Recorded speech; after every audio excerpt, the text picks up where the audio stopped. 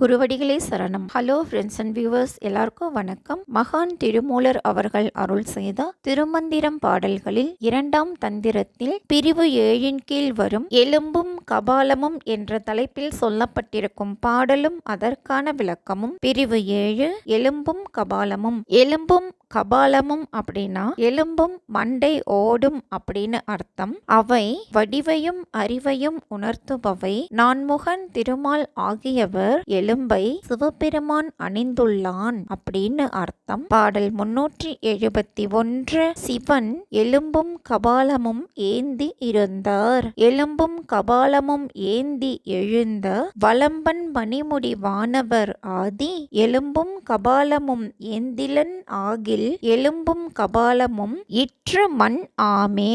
எலும்பு கபாலம் என்பவை வடிவையும் அறிவையும் குறிப்பவை. வலம்பன் அப்படின்னா சிவபெருமான். எலும்பும் கபாலமும் இற்று மண்ணாம் அப்படின்னா பிறவிக்கு வரும்போது பழைய வடிவமும் அறிவும் தொடர்பில்லாது போய்விடும் அப்படின்னு அர்த்தம். பெரும் பிரளய காலத்தில் எலும்பையும் மண்டையோட்டையும் ஏந்திய சிவபெருமான் மணிமுடி தரித்த திருமால் முதலான தேவரின் வடிவான எலும்பையும் அறிவு என்ற மண்டையோட்டையும் சூக்குமமாக தாங்கவில்லை என்றால் பிறவிக்கு வரும்போது மக்களது பழைய வடிவமும் அறிவும் தொடர்பில்லாது போய்விடும். இதுதாங்க இந்த பாட்டோட பொருள். என்ன ஃப்ரெண்ட்ஸ், இந்த பாடலும் அதற்கான விளக்கமும் உங்களுக்கும் தெளிவா புரிஞ்சிருக்கும்னு நினைக்கிறேன். மீண்டும் அடிமுடி தேடல் என்ற தலைப்பில் சொல்லப்பட்டிருக்கும் பாடல்களும் அதற்கான விளக்கமும் பற்றின வீடியோல சந்திக்கலாம். தேங்க்யூ.